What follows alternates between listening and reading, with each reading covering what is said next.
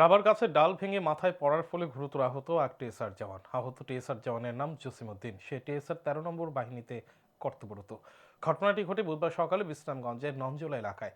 জানা যায়, জসিমউদ্দিন মকর সংক্রান্তি উপলক্ষে ছুটি নিয়ে মঙ্গলবার রাতে বাড়িতে যায়। বুধবার সকালে মায়ের সাথে রাবার বাগানে যাচ্ছিল। সেই সময় রাবার গাছের একটি শুকনো ডাল ভেঙে জসিমউদ্দিনের মাথা ও ঘাড়ে পড়ে। এতে গুরুতরভাবে আহত হয় জসিমউদ্দিন।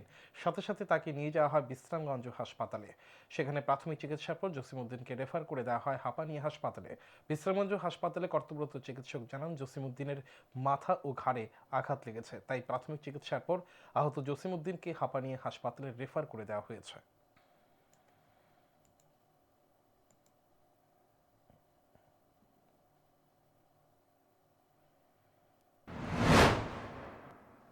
আব্দুল নামে একজন পেশেন্ট নরজলা থেকে আমাদের হসপিটালে ইমার্জেন্সিতে এসছে। তো গাছে ট্রাঙ্ক পড়েছে, ওর মাথায় আর ঘাড়ে চোট পেয়েছে। তো ইনিশিয়াল ট্রিটমেন্ট আমরা দিয়েছি, কিন্তু পেশেন্ট মনে হচ্ছে একটু ডিটোরিয়েট করছে, আর ইনভেস্টিগেশনের জন্য আমরা রেফার করেছি জিবিতে।